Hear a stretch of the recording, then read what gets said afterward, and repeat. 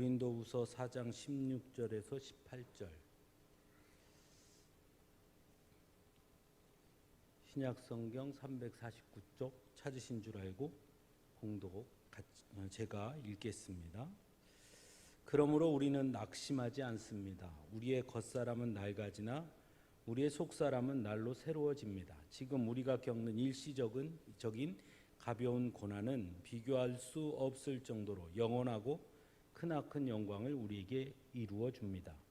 우리는 보이는 것을 바라보는 것이 아니라 보이지 않는 것을 바라봅니다. 보이는 것은 잠깐이지만 보이지 않는 것은 영원하기 때문입니다. 아멘. 16장의 시작에 그러므로 이렇게 되어 있으니 앞의 내용하고 뭔가 연결되어 있다는 걸 알 수 있습니다. 그러면 그 앞의 내용이 뭐냐? 여기에서 우리가 누구냐 중요하죠. 낙심하지 않는 우리는 누구냐. 오늘 본문에서 우리는 하나님께 직분, 하나님께서 주신 직분을 맡고 있는 자들, 또는 하나님의 일꾼으로 부름받은 자들, 그게 바로 여기에서 우리입니다. 왜냐하면 4장 1절에 가보시면 그러므로 우리는 하나님의 자비를 힘입어서 이 직분을 맡고 있으니 낙심하지 않습니다. 이렇게 말씀하고 있죠. 그러니까 여기에서 우리라는 것은 하나님께서 맡겨주신 그 직분을 맡고 있는 사람들. 근데 이 직분이라는 것을 어떻게 이해해야 할까? 확대하게 되면 사실은 모든 성도는 다 직분을 갖고 있어요. 그러니까 이 직분이라는 것이 우리가 지금으로 생각하면 지금은 교회의 직분, 그래서 뭐 목사, 장로, 권사, 집사 이것을 우리가 직분이라고 하지만 원래 직분이라는 말과 일꾼이라는 말은 거의 같은 의미인데 그건 뭐냐면 하나님께서 주신 사명을 받은 자가 직분이라고 말하는 거예요. 그 사명이 곧 직분이에요. 그러니까 그 직분에는 사실은 지금 우리가 말하는 교회에서 이렇게 뭐 권사님, 집사님, 장로님, 목사님 이것뿐만이 아니라 우리가 오전에 나눈 것처럼 성도로서 복음을 전해야 하는 사명을 받은 자는 모두가 다 직분자라고 할 수 있어요. 확대하면, 그렇죠? 그 원래 직분이라고 할 때 그렇게 확대하면 그렇게 되는 거예요. 그러니까 성도는 모두가 다 직분자예요.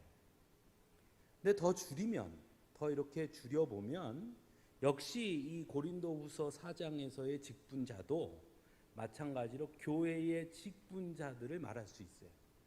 그럼 교회의 직분자라고 하면 고린도 교회의 직분자는 어떻게 보면 오늘날 우리의 물론 호칭은 좀 다르지만 고린도 교회를 맡아서 목회하는 목회자도 있을 것이고 또는 초대교회 전승에 따라서 그 교회에서 우리가 흔히 평신도 사역자라고 말하는 사람들도 있을 것이고 또 지금처럼 예를 들으면 뭐 장로님, 권사님들처럼 교회에 많은 직분자들이 있을 거란 말이죠. 그러니까 좀 줄이면 그 직분자들을 말해요. 그런데 그 직분자들이 매우 어려움을 당하고 있는 거예요. 그걸 우리가 어떻게 알 수 있냐면 7절, 4장 7절부터 보면 우리는 이 보물을 질그릇에 간직하고 있습니다. 이 엄청난 능력은 하나님에게서 나는 것이지 우리에게서 나는 것이 아닙니다. 그 다음에 8절에 이렇게 되어 있죠. 우리는 사방으로 제어들어도 움츠려들지 않으며 답답한 일을 당해도 낙심하지 않으며 박해를 당해도 버림받지 않으며 거꾸로 뛰는 당해도 망하지 않습니다. 무슨 얘기냐면 지금 이 고린도 교회에 있는 직분자들이 이렇게 당하고 있다는 거예요. 박해를 당하기도 하고, 그렇죠? 거꾸로 뛰림을 당하기도 하고, 그 다음에 사방에서 우리를 잡아들이려고 죄어 들어오기도 하고 답답한 일을 당한다는 겁니다. 근데 사도 바울이 거기에서 뭐라고 그러냐면 우리는 질그릇입니다 이렇게 말해요. 그러니까 우리는 이 보물을 질그릇에 간직하고 있습니다 이렇게 말했잖아요. 그 말은 뭐냐면 우리는 원래 질그릇이라는 거예요. 그래서 우리는 질그릇이기 때문에 사방에서 우리를 죄어들고 사방에서 우리에게 답답한 일을 우리가 사방의 일들을 통해서 겪게 되고 박해를 당하게 되고 그리고 거꾸로 뛸을 당하면 우리는 질그릇이어서 쉽게 깨어질 수밖에 없는 존재라는 거예요. 우리는. 네. 여러분 이런 말 많이 하잖아요. 우리가 흔히 꼭 여기 지금 이 저녁 예배는 무슨 항존직 예배 같아요. 항존직들만 있어요. 우리가 흔히 이런 말 하잖아요. 아, 어떻게 장로님이 저래? 아, 어떻게 권사님이 저래? 아, 어떻게 집사님이 저래? 아, 어떻게 목사님이 저래? 그 말이 물론 이해하고 그 말에도 긍정적인 의미도 있어요. 그 말은 뭐냐면 하나님께서 주신 직분을 맡은 자니 다른 사람보다 더 모범되게, 더 본의되게 살아야 되는 것 아니냐 하는 말까지는 맞는 말이에요. 그러나 본질적으로 우리는 모두 뭐라고요? 질그릇이에요.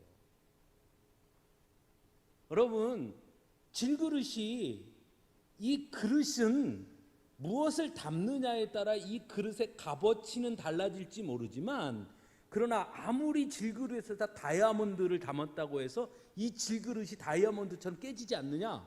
안 그래요. 다이아몬드를 질그릇에 담으면 그 그릇, 다이아몬드가 담겨진 그릇은 엄청 값어치가 올라가겠지만, 그러나 여전히 그릇은 여전히 뭐예요? 질그릇이에요. 그러니까 이 질그릇은 언제든 깨지는 거예요.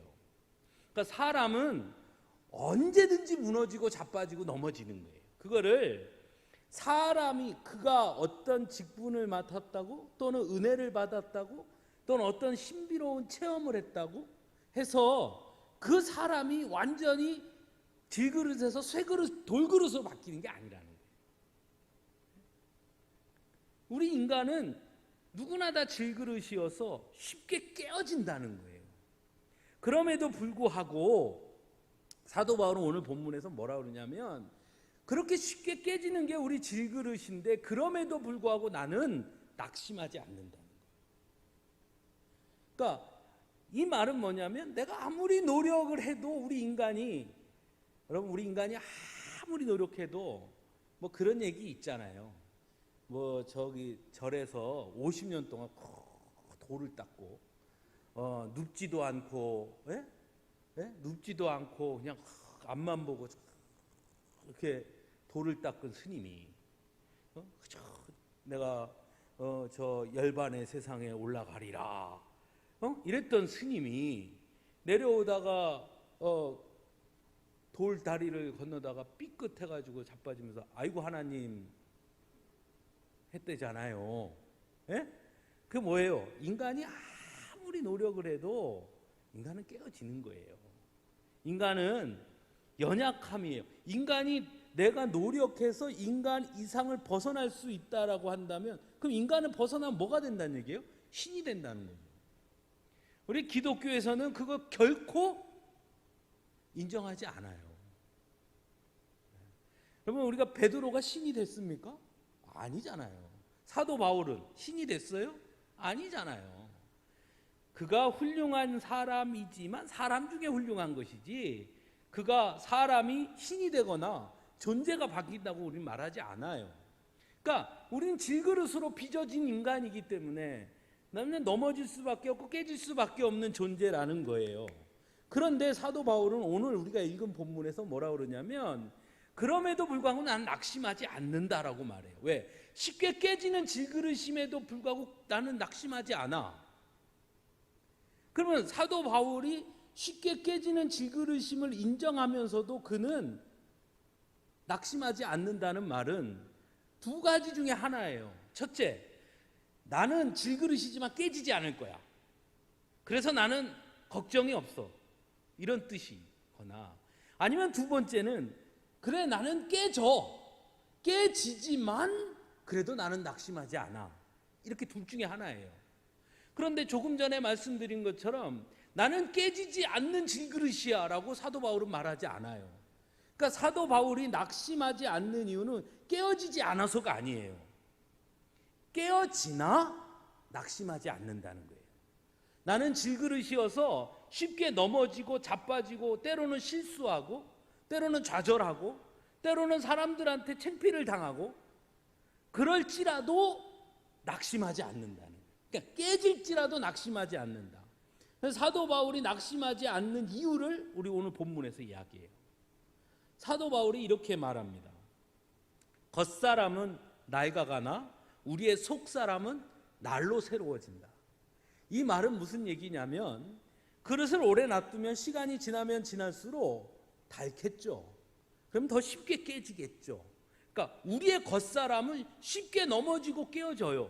또 바깥에서 오는 우리를 깨뜨리려고 오는 그 공격은 날로 더 거세져요. 점점 더 거세지는 거예요. 꾹 찔렀는데 안 깨져? 뚝 때려봤는데 안 깨져? 더 세게 때렸는데 안 깨져? 그럼 집어 던져보죠. 그래도 안 깨져? 돌에다 던지죠. 점점 더 우리를 깨뜨리려고 하는 그 도전은 점점 강해져요. 그렇기 때문에 우리의 겉은 점점점 낡아진다는 거예요. 근데 사도 바울이 뭐라고 말하냐면 그러나 그런 경험을 통해서 오히려 나의 속은 뭐 어떻게 된다? 새로워진다. 그러니까 이 사도 바울이 낙심하지 않는 이유는 내가 시험에 들지 않아서나 실패하지 않아서가 아니라 오히려 사도 바울은 나의 실패를 통해서 나의 넘어짐을 통해서 나의 무너짐을 통해서 오히려 내 속 사람은 오히려 더 새로워진다는 거예요. 우리가 하나님의 일을 함에 있어서도 하나님의 일을 한다고 하지만 때로는 실수할 수도 있고요. 실패할 수도 있고요. 생각처럼 안 될 때도 있고요. 그리고 하나님의 일을 한다고 하면서도 때로는 시험에 빠질 때도 있어요. 차라리 안 했으면 나았을 텐데 이런 생각이 들 때가 있다면 하나님의 일을 하면서도 우리가 작은 것에 이게 이제 사람의 그 감정이라는 게 참 이상하잖아요. 처음에 아무것도 아닌 것들이 쌓이면 어느 순간은 정말 아무것도 아닌 것 때문에 빵 폭발하기도 하잖아요. 그러니까 처음에 좋았을 때는 무슨 말을 들어도 뭐 실수했나 보지 이렇게 넘어간단 말이에요. 훨씬 더 화가 날 만한 일인데도 그건 쉽게 넘겨요. 그런데 그런 것들이 자꾸 쌓이면 나중에 그냥 아무것도 아닌 농담으로 한 말에 왜 나한테 자꾸 그런 식으로 얘기해? 이렇게 화가 나는 거예요. 그게 왜냐? 쌓이잖아요. 쌓여서 그래요. 감정이 쌓여서. 그렇죠? 그것처럼 우리는 어떻게 보면 계속해서 겉사람은 시간이 지나면서 후패한다. 점점 낡아져 가고요. 점점 무너지는 거예요. 근데 사도 바울이 말해요. 정말 사람이 누구냐라고 볼 때 겉사람만을 본다면 사도 바울이 말한 표현대로 하면 겉사람만을 본다면 가망이 없는 거예요. 왜? 전혀 변하지 않는 것처럼 보이거든요. 점점 약해지기만 하고 점점 쉽게 무너지고 넘어지니까요.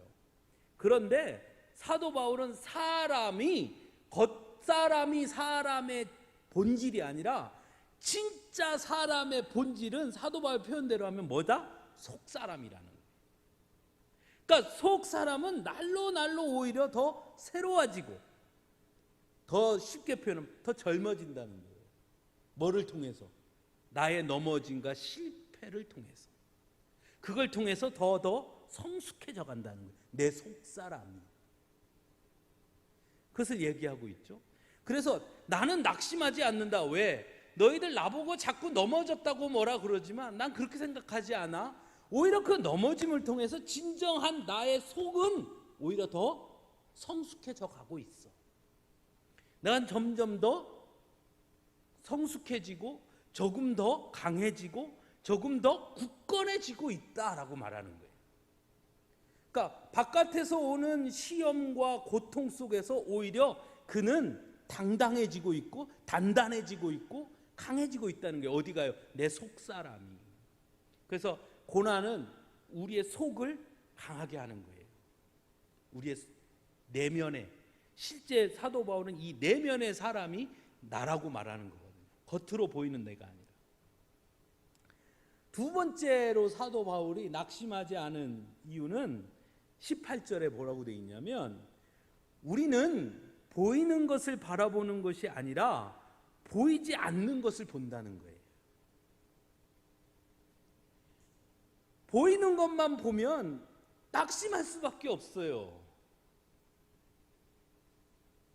예수 믿지 않는 사람이 더 잘 되고 예수 믿는다고 애쓰는 사람들이 오히려 더 잘 안 되는 거 보게 돼요. 그러면 그걸 매번 자꾸 보게 되면, 내가 맨 처음에 작정하고 20일 기도했는데 안 돼. 내 기도가 부족한가 봐. 50일 작정하고 기도했는데 안 돼. 그래, 내가 진짜 부족한가 봐. 100일 작정하고 기도했는데 안 돼. 그래, 내가 이번에 한번 끝을 본다. 그래서 1년을 작정하고 기도했는데 안 돼. 그런 일들을 겪을 때 우리는 뭘 보게 되냐면, 내가 기도한 거, 그리고 내가 원하는 것이 눈앞에 펼쳐지지 않는 것 때문에 뭐합니까? 낙심하는 거예요. 내가 100일 동안 기도했는데 아무것도 안 됐어. 그런데 그 속도 모르고 하필이면 101일째 이한순 권사님이 나보고 와서, 권사님 기도합시다. 그럼 뭐라 그래요? 기도 얼마나 해봤어? 확 나오는 거예요. 그러니까 내가 기도한 것만 보이고 내 눈앞에 펼쳐지는 것만 보이는데 아무것도 달라진 것이 없고 이루어진 것이 없으니 어떻게 되냐? 낙심하는. 근데 사도 바울은 뭐라냐면, 나는 그거 안 본다는 거예요. 나는 보이지 않는 거를 본다는 거예요. 저는 우리가 믿음에 대해서 이걸 뭐라고 표현할지 잘 모르겠는, 착각이라고 해야 될까요? 오해라고 해야 될까요? 그 중에 하나가, 우리가 지지난주에 제가 주일 오전 예배 시간에 설교 때도 얘기했지만, 믿음은요, 더 엄밀하게 말하면요, 오늘의 고난을 이기게 하는 힘이에요. 오늘의 고난을 바꾸는 게 아니라 오늘의 고난의 문제를 이기게 하는 힘이 믿음의 본질이에요. 근데 그걸 자꾸 오늘의 문제를 믿음이 다 해결해 준다고 말하면 낙심하게 되는 거예요. 그렇게 낙심하는 것이 훨씬 커요. 우리가 흔히 말하면 믿으면 돼. 그런데 믿는데 안 되거든요. 그럼 뭐예요? 낙심해요. 근데 정말 믿음은 뭐냐? 내 맘대로 안 되는 것조차도 이겨내고 견디게 하는 게 진짜 믿음이에요. 왜냐? 내 눈에 보이는 것만 보지 않고 보이지 않는 것을 보는 거기 때문에. 내가 정말 원하는 것이 이루어지지 않았음에도 불구하고 낙심하지 않아요. 왜? 내가 진짜 원하는 것을 보는 것이 아니라 보이지 않는 하나님의 뜻을 바라보기 때문에 그런 거예요. 그러니까 믿음은 그래서 오늘의 고난을 견뎌내는 거예요. 왜 우리가 낙심하지 않을 수 있느냐? 보이지 않는 걸 보기 때문에 그렇다. 보이지 않는 것을 보고 나니까 뭐가 달라지느냐? 관점이 달라지더라는 거예요. 어떻게 달라지느냐? 보이는 것은 잠깐이고 보이지 않는 것은 영원하더라는 거예요. 무슨 얘기냐?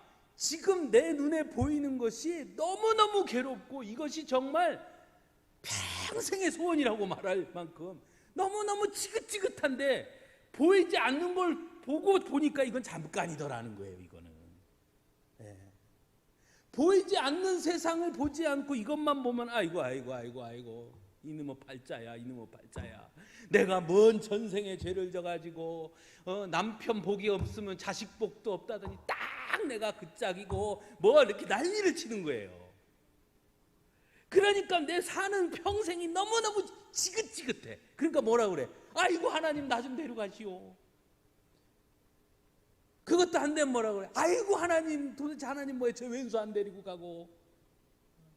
그렇게 되는 거예요. 그게 너무 지긋지긋하다라는 거예요. 왜? 눈에 보이는 것만 보니까 어제도 그랬고 그제도 그랬고 내일도 그럴 것이고 모레도 그럴 것이고 아이고 지겨워 이렇게 된 거예요. 그것만 보이니까. 근데 사도 바울이 뭐라 그러냐면, 나는 보이는 걸 보지 않고 보이지 않는 걸 보니 이 땅에서의 삶이 뭐더라? 잠깐이더라는 거예요. 그게 잠깐이더라는 거예요. 그래서 나는 낙심하지 않는다는 거예요. 그럼 거꾸로 얘기하면 우리가 오늘의 현실에서 아이고 죽겠다 하는 건 뭐냐? 뭘 안 보고 있다는 거예요? 보이지 않는 것을 보지 않기 때문에.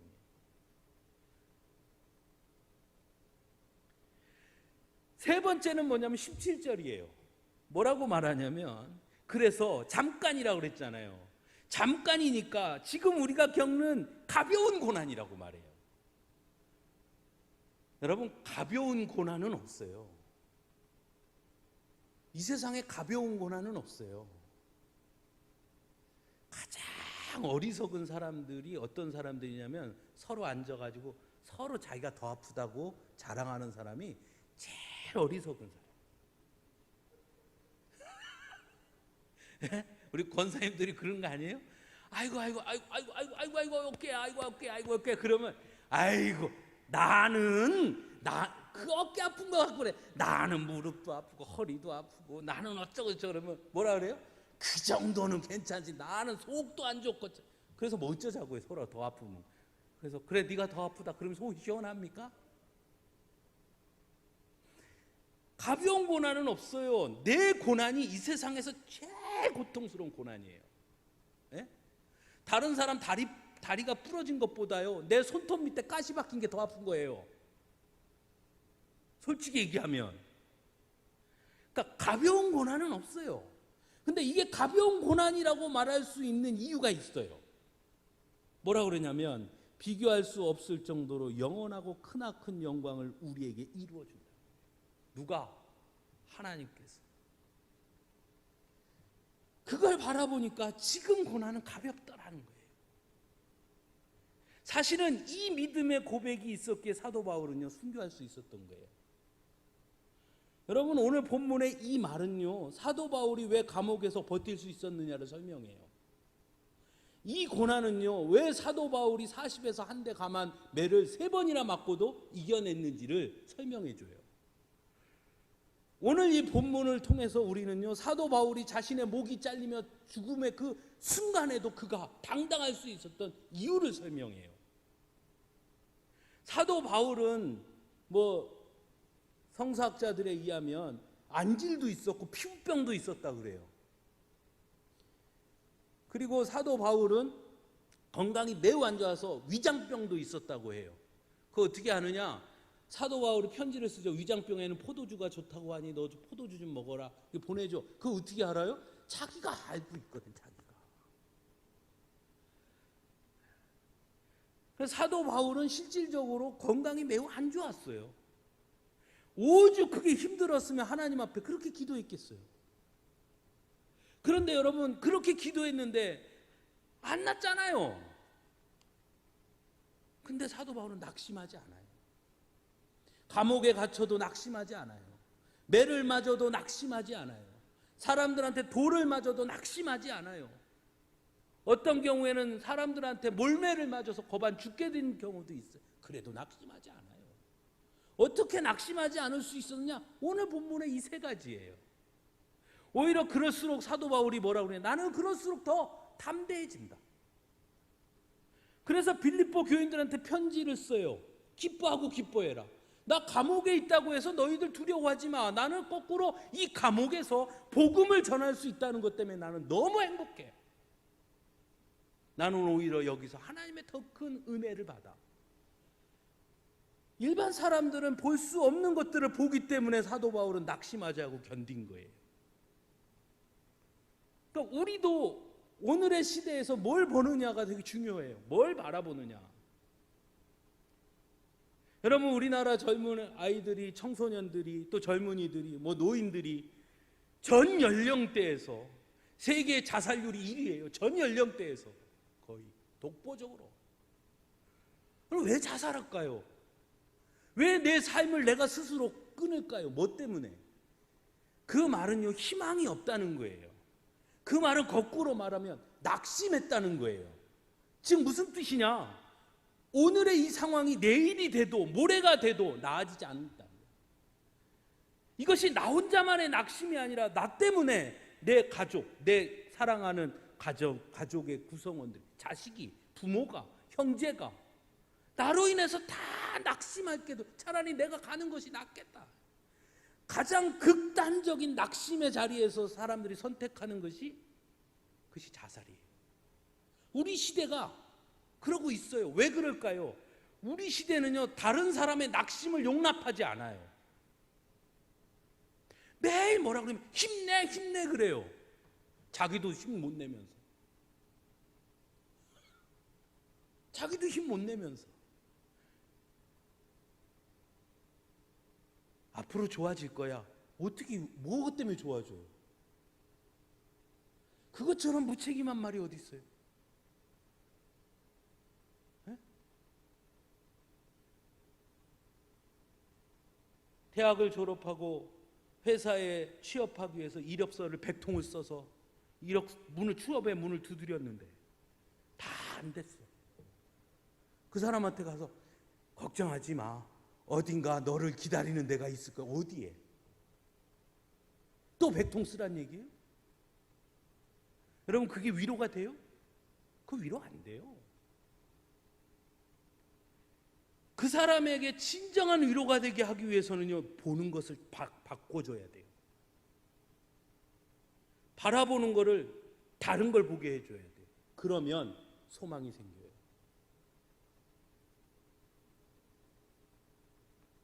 실제로 그런 일이 저도 있었는데요. 취업을 하려고 외국 유학까지 갔다 오고 뭐 미국에도 갔다 오고 그 친구가 원래는 디자인을 전공한 친구예요. 그래서 대학을 졸업하고 그 디자인을 회사를 들어가려고 애를 썼어요. 근데 대학을 어디 나왔냐면 광주대를 나왔어요. 물론 어른들이 볼 때는 아이고 조그만 회사라도 들어가면 되지 왜 안 가? 이럴 수는 있지만 그 친구의 꿈은 원래 이런 데가 아니라 서울의 큰 회사에 들어가는 게 꿈이었어요.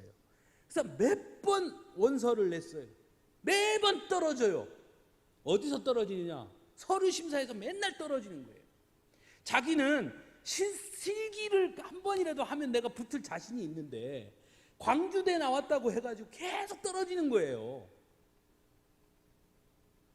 첫 해는 떨어지고 나서 제가 뭐라 그랬겠어요? 괜찮아. 내년에 한 번 더 해보면 돼. 근데 몇 번 떨어지면 어떻게 해야 돼요? 괜찮아. 내년에 또 해보면 언제까지 해야 돼? 언제까지? 근데 그 친구가 뭐를 잘했냐면 사진을 잘 찍었어요. 그 사진 찍는 게 그냥 취미였어요. 취미. 원래 시각 디자인이 전공이었고 사진은 그냥 취미. 그리고 그 청년은 글도 꽤 잘 썼어요. 그래서 뭐라고 그랬냐면 야, 너 그러지 말고 어차피 취업 준비하는 그 사이에 너 그 소소하게 너 찍은 사진들 뭐 이런 것도 있고 글도 잘 쓰고 그러니까 그 사진에 대해서 글도 좀 이렇게 쓰고 에세이처럼 뭐 하나 내봐. 너무 거기에 집중하지 말고 너가 또 이것도 잘하니까 이쪽으로 한번 눈길을 한번 돌려보면 어떻겠어? 얘기를 해줬단 말이에요. 그 말이 제가 그렇게 말해서 그랬는지 어쨌는지 그 다음은 모르겠으나 어쨌든 그 친구는 그 다음에 디자인은 관계없이요. 오히려 세계 곳곳을 다니면서 사진을 찍고요. 그리고 그 자기가 찍은 사진에다가 글을 달고요. 그래서 에세이집처럼 만들었어요. 그래서 그걸 책으로 펴냈어요. 그것도 그냥 책으로 펴내면 안 팔리니까 펀드를 모집했어요. 그래서 펀드를 통해서 책을 냈고요. 그 책이 잘 팔렸어요. 그거를 보고 유엔에서 이 친구한테 연락이 왔어요. 그래서 그 친구가 뭐 하느냐? 저 아프리카 이런 데에 기아 애들 있죠? 거기 가서 사진 찍고 그 밑에 글을 달아서 지금 아이들이 이렇게 힘들게 삽니다. 좀 도와주십시오. 유엔에서 펴내는 뭐 유니세프 이런 데서 펴내는 그런 것도 만들고요. 그런데 자기가 디자인을 했으니까 책 표지도 이제 직접 자기가 디자인하고요. 세계적인 작가가 됐잖아요. 다르게 보면 다르게 보이는 거예요. 취업도 못하는 놈이 맨날 사진이나 찍으러 다니냐? 그랬으면 안 되는 거예요. 우리 성도들이 깊게 생각해 봐야 할 것은 과연 우리는 낙심하지 않을 상황에 있어서 낙심하지 않는 게 아니에요.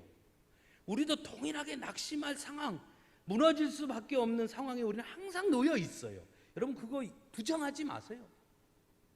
그리고 여러분 누구나 다 무너져요. 그 자기는 무너지면서 왜 남한테는 그러면 안 되지 그래요. 나도 무너져요. 제가 매번 얘기하잖아요. 저도 쉽게 무너진다니까요. 그래서 저는 항상 저 스스로를 안 믿어요. 지금도 여전히 나이가 50이 넘었어도 뭐 젊은 아가씨랑 둘이 안 하려고 그래요. 왜? 나를 못 믿어요 내가. 언제든지 넘어지는 거예요. 무너질 수 있어요. 에이 괜찮아. 괜찮긴 뭐가 괜찮아요. 우리는 언제든지 넘어질 수 있는 상황에 놓여 있어요. 그런데 그 낙심할 수 있는 상황에 있고요. 그러니 누군가 낙심한다고 해서 그를 정죄하거나 그를 비판하기보다는 뭘 해줘야 되느냐? 낙심하지 않는 이유를 아는 수 있는 방법을 가르쳐줘야 하는데 그게 뭐냐? 그게 사도 바울이 우리에게 전해준 이것이에요. 우리는 연약해서 넘어질 수 있고 무너질 수 있다. 그러나 넘어진다고 해서 너무 부끄러워하거나 포기하지 마. 오히려 그 일을 통해 너는 더 크게 성장할 수 있어. 네 속사람은 새로워지는 계기가 될 거야. 성경에 있는 수많은 인물들도 다 넘어짐을 경험했어요. 넘어짐을 경험하지 않은 사람은 아무도 없어요. 다 넘어졌어요. 그리고 오히려 그 넘어짐을 통해 그들은 성숙해졌어요. 더 하나님 앞에 친밀해졌고요. 그 넘어짐을 통해 자신의 한계를 깨닫게 되죠. 아, 나도 넘어질 수밖에 없는 인간이구나. 그래서 그들은 하나님께 매달리죠. 그래서 오히려 하나님 안에서 더 성숙해졌죠. 그러니까 낙심에 있는 자들에게 그럴 수 있어. 그러나 너의 그 낙심이 그냥 낙심으로 그치게 하면 안 돼. 오히려 이것이 하나님이 너에게 주신 은혜의 시간이니 내 속사람은 더 건강해질 수 있고 더 새로워질 수 있는 기회야. 그러니 너무 염려하지 마. 다시 일어서면 돼. 이야기해 줘야 돼. 그리고 또 똑같은 일이 생길 때 우리가 또 넘어지면 안 되지 않겠어? 그러기 위해서 우리는 눈앞에 보이는 것만 보지 말고 보이지 않는 것을 볼 수 있는 눈을 가져야 돼. 우리가 예수 믿는 사람이니까 하나님의 약속을 보고 살자. 그렇게 보면 보이는 것이 달라 보이는 거야. 마지막으로 우리가 사는 이 세상이 영원한 세상이 아니잖아. 우리는 모두 어디로 가요? 하나님의 영광의 자리로 가잖아요. 우리가 그런 이야기들을 통해서 서로 위로하고 그렇게 함으로써 낙심한 자를 다시 일으켜 세워주고 낙심하지 않을 수 있도록 단단하게 설 수 있도록 우리가 서로 말씀으로 은혜로 함께 나누어야 하는 것이죠. 사도 바울이 그가 고린도 교회 성도들에게 고린도 교회 직분자들에게 동일하게 말하고 있는 거예요. 동일하게. 그리고 자기도 이 오늘 말한 이 이유 때문에 사도 바울도 넘어지지 않고 무너지지 않고 끝까지 그 고난 속에서 믿음을 지키고 하나님이 주신 사명을 감당할 수 있었다는 겁니다. 우리도 오늘 사도 바울이 말한 내가 낙심하지 않는 이유라고 말했던 그것들을 좀 더 깊이 묵상함으로써 우리의 삶의 자리에서 무너지지 않고 낙심하지 않는 우리 모두가 될 수 있기를 간절히 바랍니다. 우리 함께 찬양하겠습니다.